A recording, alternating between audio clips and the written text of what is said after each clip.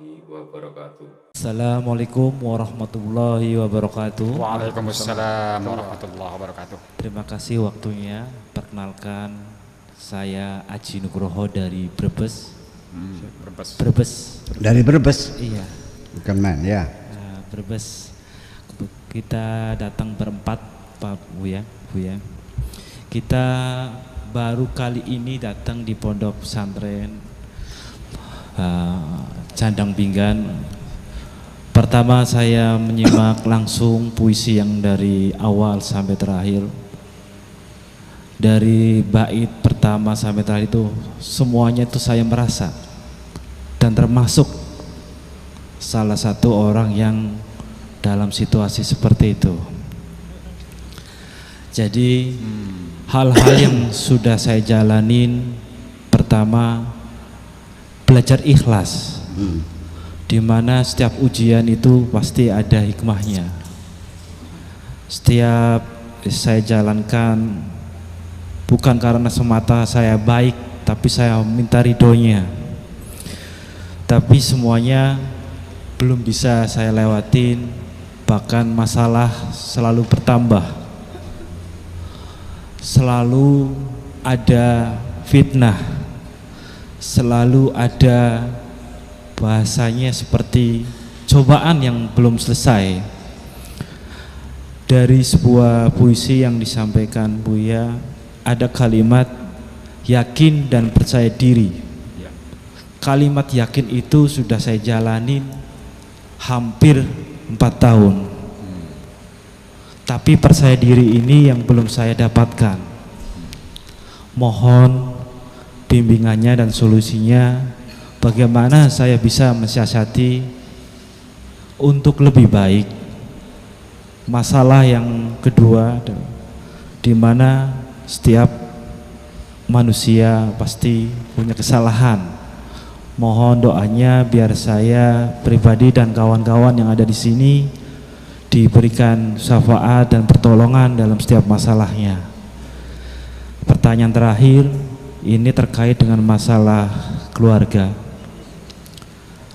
Keluarga adalah yang utama buat saya, tapi yang saya lakukan selalu salah dan selalu di mata masyarakat salah.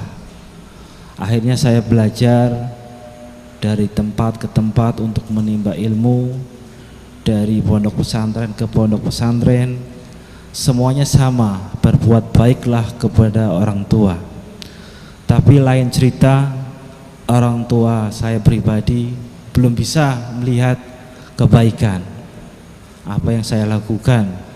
Semoga dengan adanya acara ini orang tua saya bisa melihat langsung. Oke.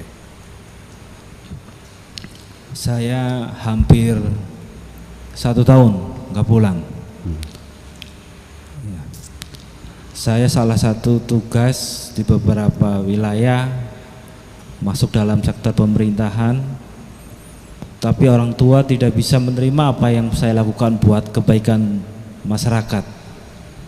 Saya salah satu tugas di Buser. Saya mohon untuk didoakan karena orang tua saya lagi sakit. Oke. Terima kasih. Assalamualaikum warahmatullahi wabarakatuh. Waalaikumsalam warahmatullahi Silakan wabarakatuh. difokuskan satu persatu Jadi, saja satu persatu. Yang beliau Pertama yang dulu, dari pertama. Brebes ini selalu merasa hidupnya selalu mendapatkan cobaan, Bu ya. Selalu mendapatkan cobaan. Ya. Betul begitu, Mas? Ya, jadi serba salah di dalam Serba salah dalam keluarganya dan Oke. masyarakatnya. Saya dari awal sudah memperingatkan kepada kita semuanya. Jangan berharap hidup ini akan licin dan mulus-mulus saja.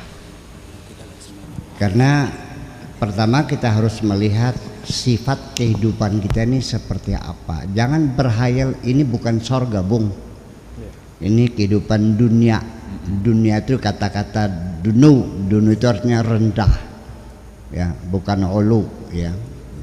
Ya, dunia itu udah yang rendah. Artinya bahwa pasti kita akan menghadapi kesulitan. Dan Allah juga memperingatkan kepada kita bahwa selama kamu tinggal di dunia ini, jangan berharap kamu bebas dari cobaan. Pasti engkau aku coba. Karena dunia ini adalah tempat ujian sesungguhnya. Jadi mataun ilahin sendiri ya sekedar boleh menikmatinya. Jadi sesungguhnya akhirnya kebahagiaan kita itu apa sih? Kita mencari momentum yang tepat untuk menikmati kebahagiaan. Ya. Jadi gini, jadi mesti pola pikirnya gini.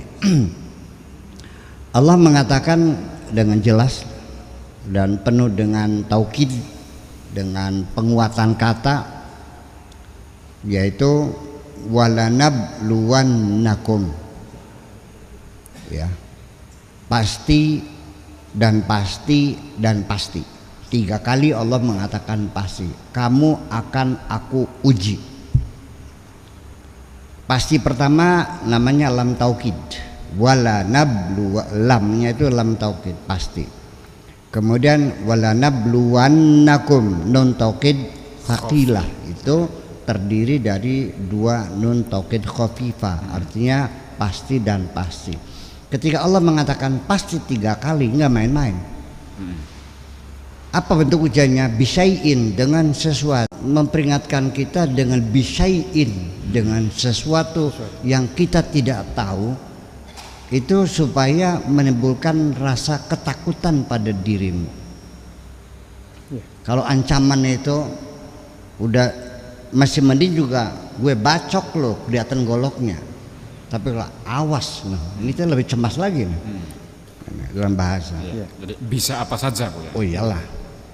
Nah, lalu setelah itu diuraikan minal khaufi, rasa takut. Rasa takut itu selalu melekat pada diri manusia.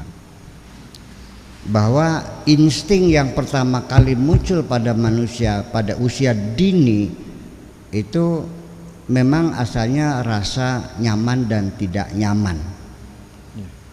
Nyaman dia tidur, kalau tidak nyaman dia nangis.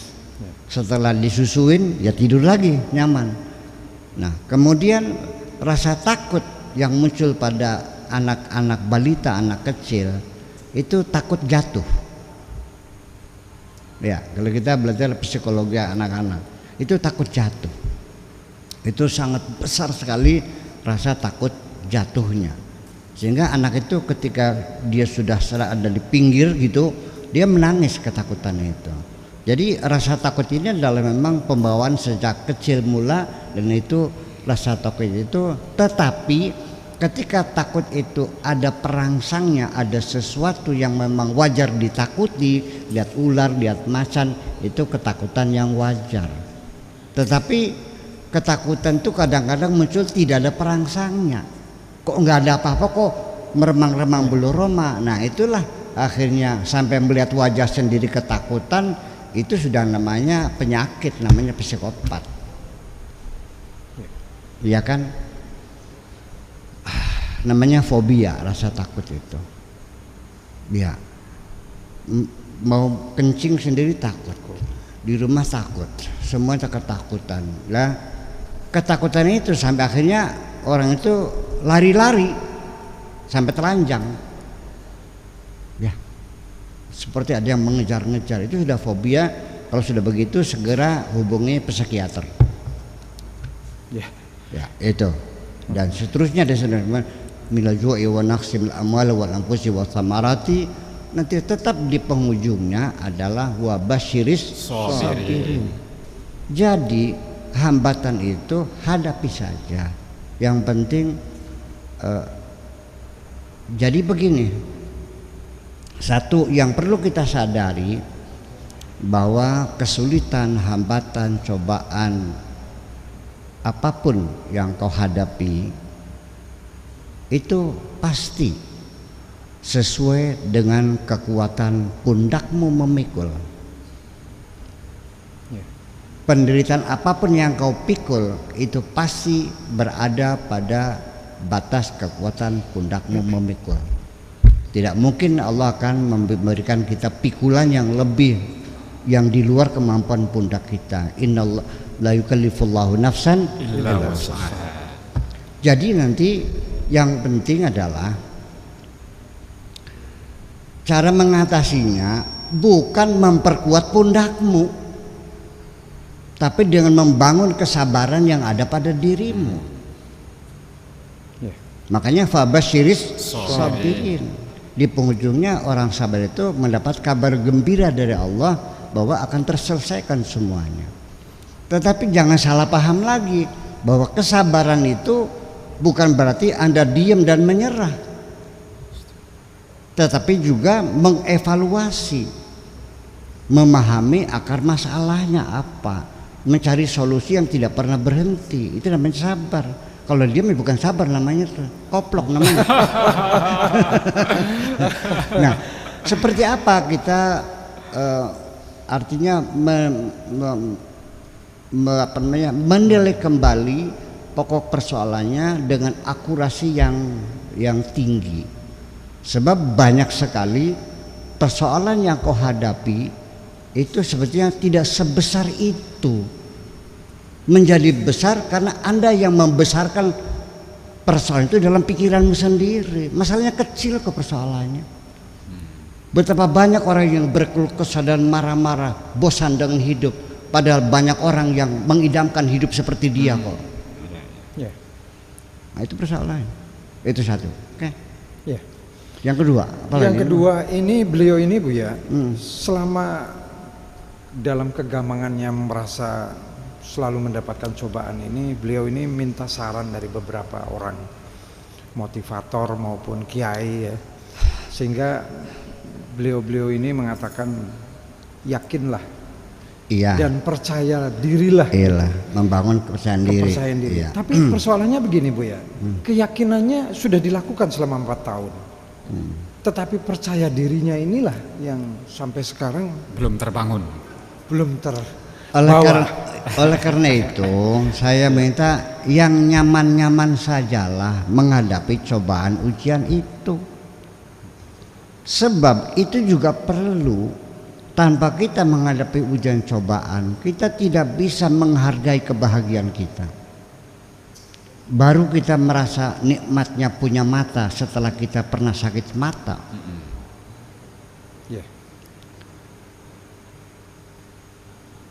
Perempuan yang kita dapatkan dengan mudah asal dijawil gelem, namanya jawilem. Kebahagiaannya sangat tipis sekali, tetapi ketika kita memperolehnya dengan perjuangan yang keras, masyarakat melawan, orang tua menolak, sampai kita puasa 40 hari kayak Baridin. Baru kita merasakan nikmatnya keberhasilan itu. Jadi harus kita melihat dengan kacamata yang cerdas bahwa cobaan, ujian, godaan itu untuk meningkatkan kebahagiaanmu. Luar biasa. Ya, tapi ada lagi berikutnya nih. Beliau ini merasa bersalah dengan ibunya ya, dengan orang tua Bu ya, karena apa yang menjadi pekerjaan yang dilakukan oleh dirinya. Jadi selama ini tidak berani pulang. Ya. Oh gitu ya. Oh cerai ya. Iya. Ibunya bercerai. Iya, ibunya bercerai. Itulah persoalan tadi kan. Iya. Jadi termasuk ke dalam sudah termasuk ke dalamnya. Beginilah. termasuk objek. Sekarang beginilah. Allah akan melihat niatmu. Iya. Pertama. Adapun action adalah kedua. Iya. Kalau niatmu baik, kalau berakibat tidak baik, tetap Allah melihatnya kebaikan. Karena kebaikan itu kebaikan hati. Ya, Allah katakan yauma la yanfa'u malu wala banun illa man atallaha biqalbin salim. Yang ini kebaikan hati, bukan kebaikan perbuatan kita. Itu satu. Kemudian yang kedua, Anda ingin membahagiakan orang tua. Itu niat yang baik. Ingin menyenangkan orang tua. Saya kira itu sudah seorang anak yang soleh ya, kalau sudah ingin menyenangkan orang tuanya. Tetapi itu juklak dan juknisnya harus diperjelas dulu. Sebab bisa saja kita pengen menyenangkan orang lain tapi orangnya tersinggung. Kita punya niat baik, ini ada baju-baju bekas kita kumpulin, maksudnya ingin menyenangkan tetangga, kasihan tetangga.